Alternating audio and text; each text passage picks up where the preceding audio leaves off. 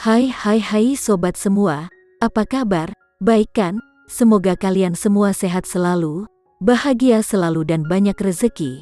Kali ini Mimin mau melanjutkan cerita dari novel Ternyata Suamiku Penguasa. Semoga cerita ini bisa menghibur kalian semua ya, dan bisa menemani hari-hari kalian semua. Oh iya, jangan lupa bantu like dan komen ya biar Mimin tambah semangat uploadnya. Kalau begitu yuk langsung saja ke ceritanya, cekidot. Untuk sesaat, Putri sedikit takut. Dia menelan kembali apa yang ingin dia katakan dan mengikutinya dengan patuh. Randy menempatkannya di kursi penumpang mobil. Randy menutup pintu dan duduk di kursi pengemudi. Setelah memastikan bahwa Putri telah memasang sabuk pengaman, Randy segera menyalakan mobil dan bergegas keluar. Setelah mengemudi beberapa saat, Putri melirik Randy dengan tenang. Randy tampak sangat tidak senang, seolah-olah dia mencoba yang terbaik untuk menanggung sesuatu. Putri tidak tahu apa yang salah dengan dirinya. Melihat Randy tertekan seperti ini, Putri merasa tertekan tanpa alasan. Randy, nama itu terucap dari bibirnya yang terbuka lembut. Itu seperti semacam tonik baginya, menenangkan kegelisahan Randy. Randy memiringkan kepalanya, memberinya senyuman dan berkata, "Putri, kita akan segera sampai. Temani aku sekali saja." Putri mengangguk dan berkata, "Kamu bisa mengemudi dengan tenang.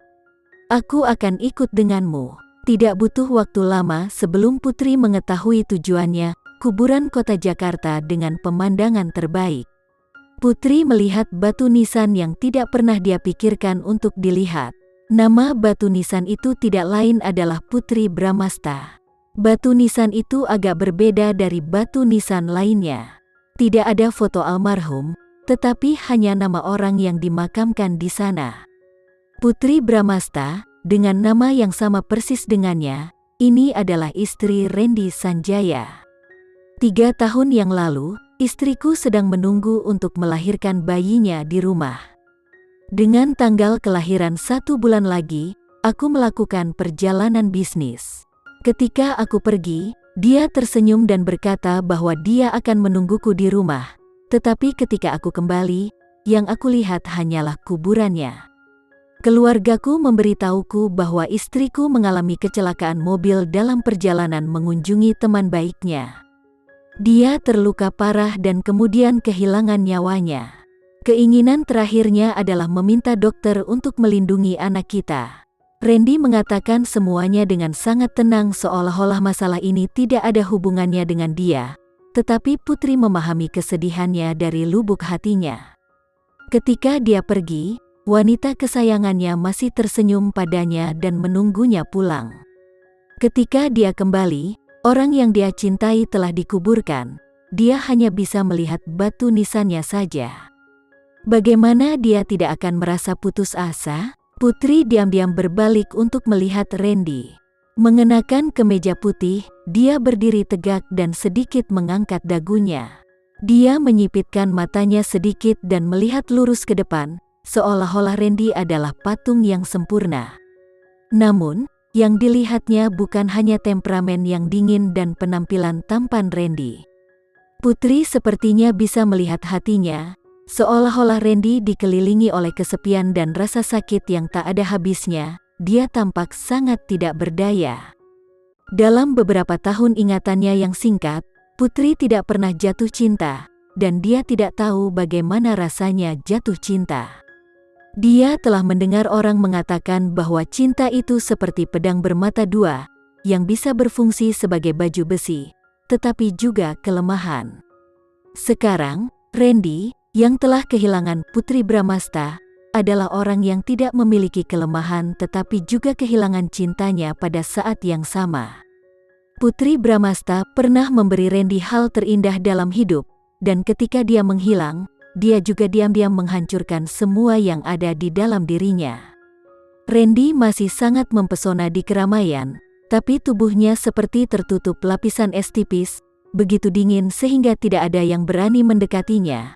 Hal yang paling putus asa dan tak berdaya tentang Randy adalah istrinya masih tersenyum dan menunggunya kembali dari perjalanan bisnisnya. Ketika dia kembali, istrinya telah pergi, dan tidak ada kesempatan bagi mereka untuk bertemu lagi dalam kehidupan ini. Namun, bagi Randy, hal-hal itu sudah di masa lalu, dan sekarang ada hal-hal yang lebih kejam terjadi pada dia. Istrinya ada di depannya. Selama dia mengulurkan tangan, dia bisa menyentuhnya, tapi istrinya tidak mengingatnya. Dinding tak terlihat memisahkannya darinya. Mereka bisa saling mendengar dan merasakan, tetapi hati mereka tidak bisa saling menyentuh. Ada 8 kesulitan dalam hidup itu sendiri: usia tua, penyakit, kematian, cinta, perpisahan, keluhan jangka panjang, mengemis, dan tidak bisa melepaskan. Mencintai dan kehilangan, itu menyakitkan. Randy tiba-tiba tertawa terbahak-bahak. Tawanya rendah dan matanya di bawah kacamata emasnya sedikit menyipit, seolah-olah ada kilasan air mata. Putri melihat senyumnya, tetapi merasa itu lebih tidak nyaman daripada melihat orang yang menangis. Anak kami terselamatkan dan tumbuh dengan baik. Dia sangat imut dan bijaksana. Dia hampir semua kesenangan dalam hidupku. Randy menoleh untuk melihat Putri dan melanjutkan. Ketika mamanya hamil, dia mengatakan kepadaku bahwa ketika anak itu berusia 1 tahun, kami akan mengambil foto keluarga. Di masa depan, setiap kali anak itu tumbuh 1 tahun lebih tua, kita akan mengambil foto keluarga. Tapi tidak akan pernah ada kesempatan untuk menyelesaikan mimpi seperti itu. Putri tidak bisa tidak mengasihani Randy, itu memilukan. Suara rendah dan magnetis Randy mengetuk hati Putri berulang kali. Putri bahkan ingin naik dan memegang tinjunya yang terkepal untuk memberinya kekuatan dan kenyamanan. Tapi dia tidak melakukan itu, dan dia juga tidak berhak melakukan itu. Putri bahkan tidak tahu apa yang ada dalam pikiran Randy untuk membawanya menemui mendiang istrinya. Saat Putri tidak yakin, dia mendengar Randy berkata dengan suara yang dalam, "Dia telah pergi dariku selama 3 tahun. 3 tahun telah berlalu. Haruskah aku melupakannya?" Randy bertanya kepada Putri. Tetapi Putri percaya bahwa Randy sudah memiliki jawaban sendiri di dalam hatinya. Dia tidak ingin dia menjawab, jadi Putri tidak menjawab. Putri tidak berbicara, tetapi dia berpikir untuk Randy. Orang harus bergerak maju jika mereka masih hidup, daripada terus hidup di masa lalu. Jika istri Randy bisa melihat ini, dia pasti tidak ingin melihatnya begitu menderita. Dia tentu berharap bahwa dia akan melupakan masa lalu sesegera mungkin dan memulai hidup baru dengan anak kesayangannya. "Putri," Randy tiba-tiba berkata, "Putri." Tapi Putri Bramasta tidak tahu apakah Randy sedang memanggil nama istrinya atau namanya, jadi Putri tidak menjawab. "Beri aku kesempatan untuk mengejarmu." Suara rendah dan menggoda Randy terdengar di telinga Karen. Putri sangat terkejut dengan kata-katanya sehingga kepalanya berdengung. Putri bergumam di dalam hatinya, apakah ada masalah dengan Randy? Dia pertama kali menceritakan banyak cerita tentang dia dan mendiang istrinya. Sebelum dia bisa mencerna cerita sedih itu, dia mengatakan bahwa dia ingin mengejarnya. Meskipun istrinya telah meninggal selama 3 tahun, masih sulit dipercaya baginya untuk mengatakan bahwa dia ingin mengejar wanita lain dan berkata di depan kuburan istrinya. Namun, setelah memikirkannya dengan cermat, Putri bisa memahaminya. Itu karena dia agak mirip dengan istri almarhum Randy yang membawanya ke hal-hal yang tidak dapat dipercaya ini. Randy mengatakan bahwa dia ingin mengejarnya, tetapi Putri takut dia tidak benar-benar ingin mengejarnya, tetapi menganggapnya sebagai istrinya yang sudah meninggal. Dia ingin memulai kembali dengan mendiang istrinya. Mata Randy mengikuti Putri dari dekat, ingin mendapatkan jawaban positif darinya. Sementara Randy menunggu, hatinya yang gugup berkeringat dingin. Putri tersenyum meminta maaf dan berkata, "Pak Randy, meskipun nama saya juga Putri Bramasta, saya adalah saya.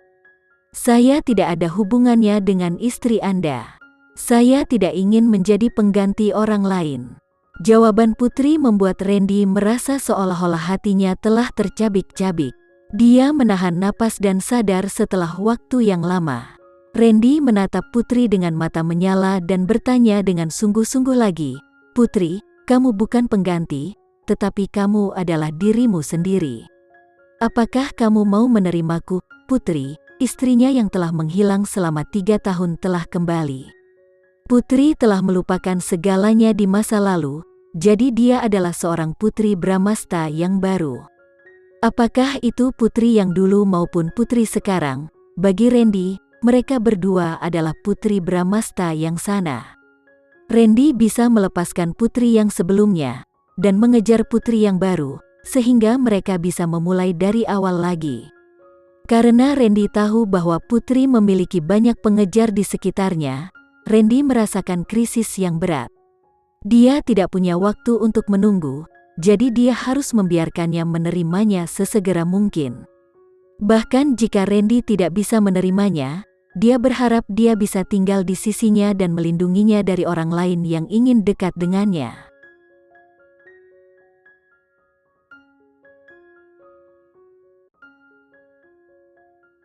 Sekian dulu ya cerita kali ini, kita lanjutkan lagi ceritanya di lain waktu. Oh iya, bagaimana menurut kalian? Semoga bisa sedikit menghibur kalian semua.